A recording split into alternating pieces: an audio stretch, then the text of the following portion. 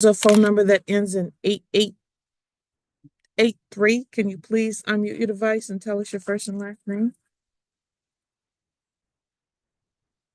It's *6 to unmute. Hit star and 6 to unmute the device. 8883. Please hit *6 to unmute your device. We can't call your case if we don't know who you are.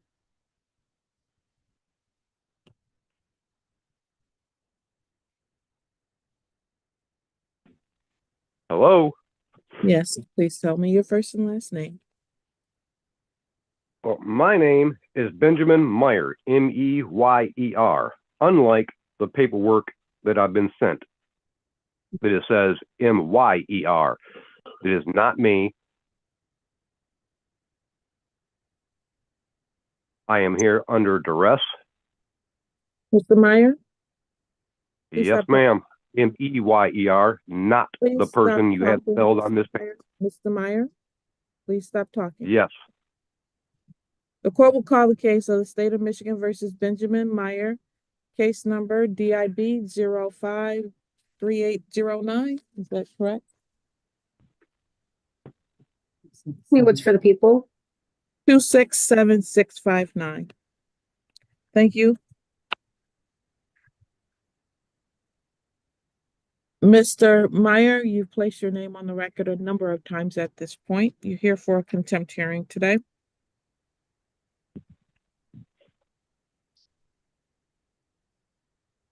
Mr. Meyer, you owe this court $168. When do you plan to pay it? I do not plan to pay it because I don't own it. Period. End of discussion. Okay. Well, then what I'm going to do, Mr. Meyer, is find you in contempt of court. And what you're going to do is find yourself in a 1984 federal lawsuit. All right. Let's do it however you want to do it. You're found in contempt. You need to be here in person. Absolutely not. I will not be 12th. coming to your court for any fucking reason. Excuse me, but do you kiss your brother with that mouth? And I'm sorry for interrupting, because I should have let him finish, as he's not even close to being done ruining his life. Bench warrant to issue. And what you're going to do is find a gunfight and a fight on the side of the fucking road. All right. This fine and fee was paid 10 years ago or more. Now you can either fucking listen or we can do this out in front of your court. Mr. This Meyer, fine was paid 10 years ago. Will not be paid again. You fucking damn near shot me and killed me. Are you fucking kidding me? Have you goddamn lost your fucking minds? 30 days in the Washtenaw County Jail. Keep it up. We'll go with more. And we'll see you hung in front of Washtenaw County Jail. All right. Threats. I'm going to report that to the Attorney General. I'm reporting you to the fucking Attorney General. Are you fucking nuts? Okay. Everything you're saying is being recorded. You are a goddamn tyrant. All right. I called the goddamn fucking attorney's office and you fuckers rejected me. Are you insane? 3 days in the Washtenaw County Jail. Keep it up. Oh, you'll find yourself in prison, bitch. All right. You think you're a goddamn king? You're a fucking tyrant. 90 days in the Washtenaw County Jail. Below me, bitch. All right. Welcome to the courtroom, folks, where law meets chaos and order battles defiance. Today's lineup is stacked.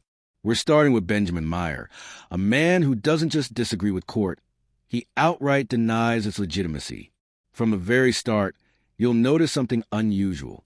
He refuses to even acknowledge the name on the paperwork, claiming he's there under duress. That's our first red flag. But it doesn't stop there.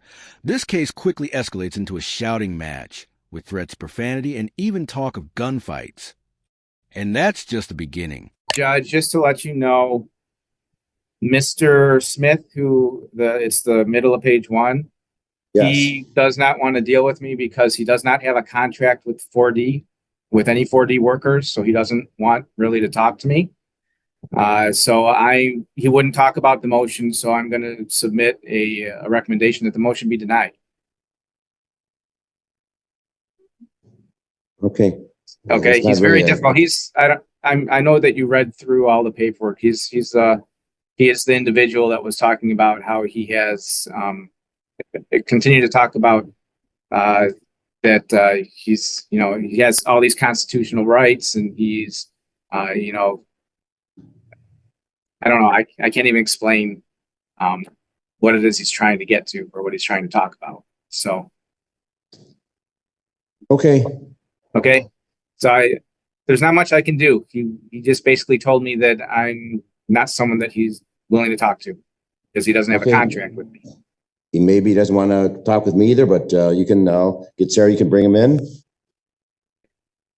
And I can get him. That. Yeah, and I'm in the process of sending you the recommendation that the motion is denied, but I can go and get him, bring him in. Thank you. Thanks. A motion of the defendant, Father David Smith Jr., to modify custody and parenting time. This hearing is being conducted via Zoom. Present is Sherry Zorn, as well as David Smith Jr. Mr. Smith, it is now 9 o'clock, and you are before Judge Browlick. Good morning.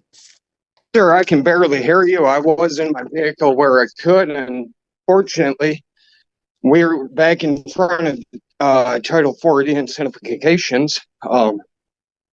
If you can give me a second so I can make it back out to my vehicle so I could hear you, I would appreciate it. Okay. Do you want to zoom back in then? I'm parked right outside the door. Give me 60 seconds. I had to come back inside because whatever just went on. Mr. Smith, your current parenting time is alternating weekends, Friday at 5 till Sunday at 7 with your 2 children. Is that correct? Yeah, but we work outside of the order. I mean, I got numerous evidence that we do work outside of the order. That was arbitrarily done to maximize the dollar amount pursuant to Title 4D. Well, that's wonderful that you can both be flexible about parenting time with your work schedules and the children. That's once we work together. I'm just noting that the last order of the court, August 2015. So I do review these files in advance. I review your motions. I review the past orders. I review the history of the case, Mr. Smith. I appreciate that. So I'm just noting that the last order gave you specific parenting time, alternating weekends, Fridays at 5 to 7 at 7, Sunday at 7, and you could have additional parenting time, but that's what your absolute minimum. Now, in your motion, you're asking for an 80-20 split pursuant to your 14th Amendment to the U.S. Constitution. I don't know. This is not a constitutional issue. It's a state law issue, Mr. Smith. And in order for first of all, have you talked with Ms. Zorn this morning? Do the two of you have an agreement? Certainly, if you have an agreement, you know what's best for your 2 children. Sir, We do not. Okay. So, is there any merit in talking, Ms. Zorn and Mr. Smith? I object. I made my kids in private. I'll raise them in private. And there it is, the sovereign citizen classic. The outright refusal to pay fines or fees because, in his mind, he doesn't owe them. Notice how he doesn't provide evidence, receipts, or even a coherent argument. Just flat denial. Courts operate on records, not personal conviction. If he really had proof this fine was settled a decade ago, it would have been as simple as showing documentation. Instead, his refusal only digs him deeper. This moment is where the courtroom dynamic shifts. The judge, patient up to this point, is about to lay down consequences. And Meyer? He's about to escalate from denial to outright threats, pushing himself past the point of no return. Kid, this is a non-TANF case. Am I presumed to be innocent at this time with all my constitutional rights in full force and effect, sir? Absolutely, you're innocent, but there's no criminal charges here, so I'm not sure what you're innocent of. But, Mr. Smith, no one's accusing you of anything. I'm just asking, normally the 2 parents will talk, and maybe they come to their own agreement, but that apparently is not to be possible this morning. This is a non-TANF case getting treated as a TANF matter. I want split custody, mutual agreement, all Title 40 incentivization ceased and desist immediately. I will be sending letters out today to all parties that touch this case negatively, and I'm pursuing charges 42 U.S.C. 1983 and Article 3 corporate deprivation of rights. This is arbitrarily done underneath color law. I do not consent. I have not contracted with Title 4D. I would submit into the court's blessing versus Freestone, Wehunt versus Ledbetter, sir. I don't presume ignorance on the court behalf today. Therefore, I'm left to believe something much more sinister is going on here. Right, Mr. Smith, under it's not a constitution, under state law, Michigan law, there must I do not be. acquiesce to state law, sir. I operate on federal law only. This is impeding my rights. I am going to transfer to Article 3 court and pursue. I'm going to file an emergency injunction if I can't even make my bills. Due process has been violated. Fair Creditors Act of 1970, you guys are taking well over half of my check. I can't even make my bill. This forces me into my 13th Amendment, which is enslavement. Pursuant to no lawful money, this is a bill of pain and penalty underneath Article 1, Section 16 of the Constitution, sir. I do not consent. I do not consent. I have not consent. This is where the line between defiance and danger gets crossed. Refusing to appear in person is one thing. Many sovereign citizens attempt that tactic. But once Meyer starts threatening gunfights and hanging judges, that's not just contempt, that's a criminal threat. The irony here is painful. He claims to fight tyranny, yet he's the one making violent threats against a public official. Judges deal with plenty of outbursts, but this level of hostility is where contempt turns into a public safety concern. Notice how the judge calmly continues issuing jail time, completely unfazed. That's authority at work, and Meyer just lost his battle. Your position is duly noted for the record, Mr. Smith. Mr. Smith, under Michigan law, which this court is bound to follow, there must be a change of circumstances that would support a modification of custody and parenting time. In your motion, you've not alleged any change of circumstances that would warrant a review of custody and parenting time.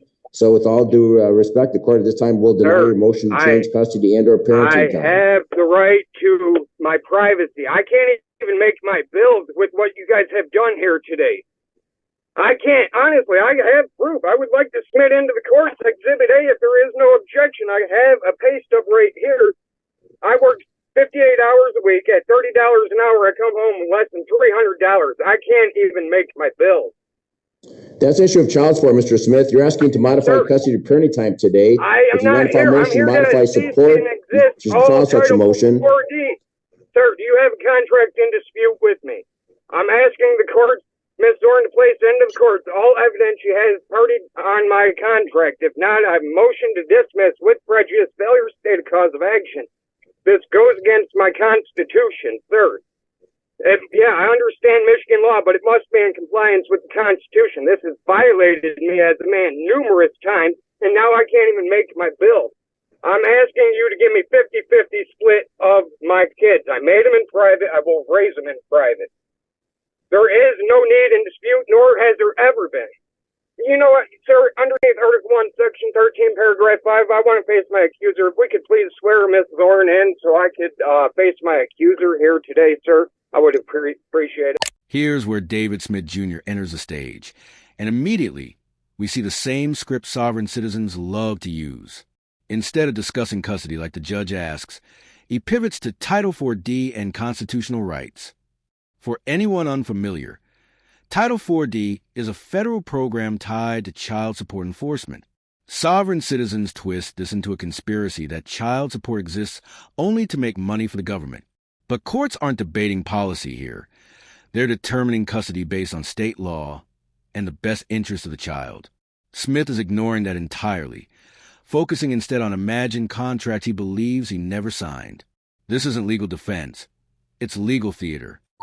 Right, to Mr. Smith, perhaps you should consult a constitutional lawyer. This matter is guided by state law. The court has made a decision. There's no change of circumstances that would warrant a change of custody at any time. The court will not argue over you, Mr. Smith. So that will conclude, sir. You can zoom out. Of this case. An order will be entered. All right, Mr. Smith, consult an attorney. Determination of this case, sir.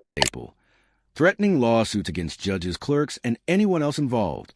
References to 1983 lawsuits and color law violations are common buzzwords in this community. The problem? These suits rarely, if ever, succeed when filed in this context. Courts see right through them. The bigger issue is that while Smith believes he's asserting power, what he's really doing is alienating the very system that determines custody of his children. Judges don't take kindly to threats or baseless legal jargon. Instead of making a compelling argument for why custody should change, he's wasting the court's time and proving he can't work cooperatively, which hurts his case far more than helps it. How do we initiate traffic stops and what to look for? Okay. Were you on duty on May 24th, 2024 at approximately 9 p.m.? I was. What was the weather like at that time? Do you recall? Weather that day was clear, and it was still light outside. The road conditions? Dry. Okay. And you were on patrol at that time? I was. You were in a marked patrol car? I was. Where were you on patrol? I was patrolling the downtown area near 11 Mile in Washington. That's in the city of Royal Oak? It is. What happened at that time at those crossroads? I was stopped at the 11 Mile and Washington light facing westbound. I had a green arrow and a vehicle proceeded eastbound on 11 Mile through a light, which gained my attention. That light was red for them, which drew my attention to that vehicle. Okay, what type of vehicle was that? I believe it was a black 2024 Ford Edge. Is your vehicle equipped with a dash cam? It is. Judge, at this time, I'd like to play that video from Officer Moran's dash cam. Okay. Can the court see that? I can. Officer Moran, you can see that video that I pulled can. up? Yep. Okay.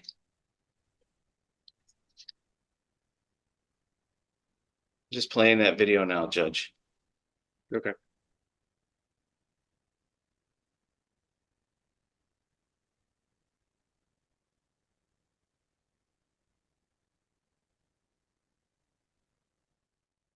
This line right here shows the absurdity of sovereign logic, claiming, I made my kids in private, so I'll raise them in private, sound profound in his head, but it collapses instantly under scrutiny. Parenting isn't just about biology. It's about responsibility, stability, and cooperation. The state steps in when parents can't agree, not because it wants control, but because children deserve structure and support. By dismissing that responsibility as private business, Smith only proves why oversight is necessary. Courts don't exist to meddle. They exist to protect. And right now, his children need protection from his refusal to acknowledge reality.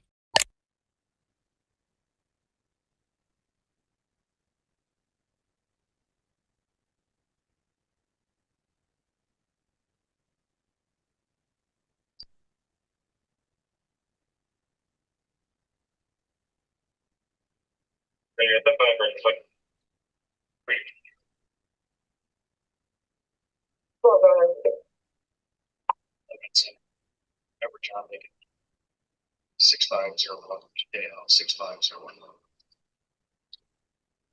Yes.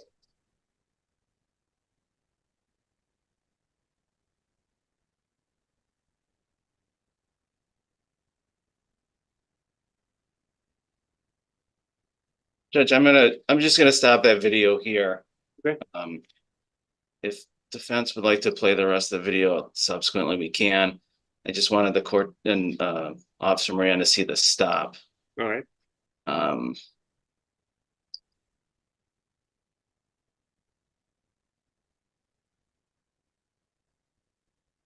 Is that the video taken from your patrol car?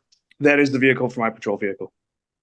Does that fairly and accurately portray the events of the incident that led to the defendant being issued a civil infraction on that date and time? It does. Your Honor, I'd ask that that video be admitted into evidence. All right. So admitted. Officer, so what do you see on that video?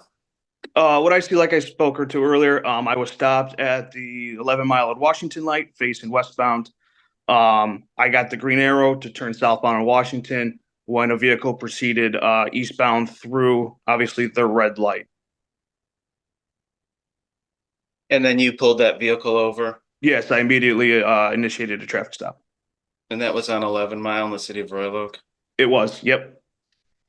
When you approached that vehicle, did you observe the driver of that vehicle? I did. Do you recognize the driver of that vehicle